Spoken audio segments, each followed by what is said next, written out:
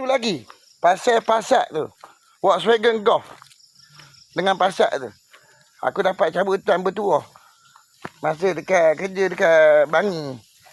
Masuk pertandingan dalam satu pasaraya tu. Teka kacang apa benda tu.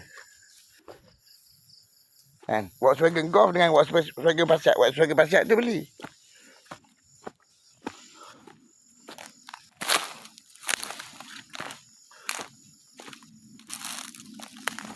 Duk masak nasi.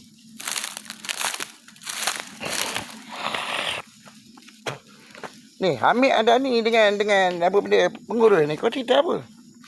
Aku nak tanya kau bayar kat mana? Kau bayar untuk siapa sebenarnya?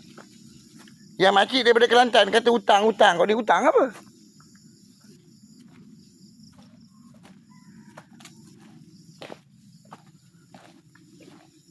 Daripada tahun 90 dia kata aku ni berhutang, orang suruh dia tunjuk aku.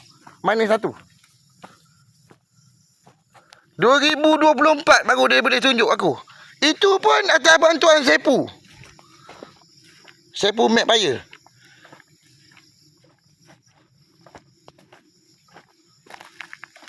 Yang Hamid Andani ni.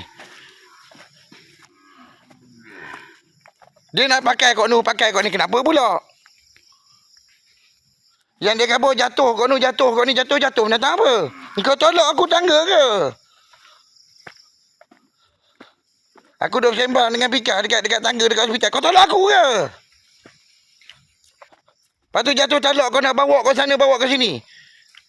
Katanya kena tangkap basah, dekat Mahkamah Syariah. Yang pergi bercara dekat situ Hamid Andani ni dah dah.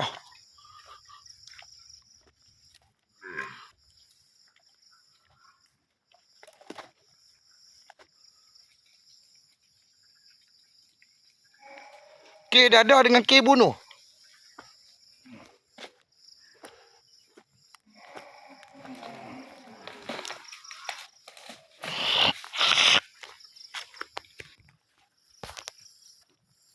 Jadi macam mana? Hari ni 30 hari bulan 4.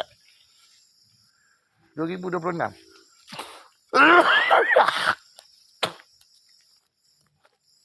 Yang kejadian dia daripada Masjid Saidina Ali ni. Hamid Andani.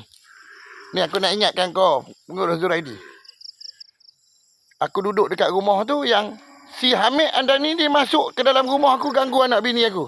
Dan aku tak boleh balik rumah aku tak boleh masuk rumah aku. Cerita babi dia, nak kena serah kereta, nak kena serah kedai, nak kena serah gaji. Aku nak minta kerajaan Pahang, polis, Bukit Aman siasat benda ni, dakwaan ni dulu. Hamid Andani ni terlibat dengan kes bunuh, dengan kes bawa dadah. Dia gerik daripada Pegalang Hulu. Kes bunuh, kes tembak menembak dekat Pegalang Hulu gitu. Satu kejadian, kereta Passat tu.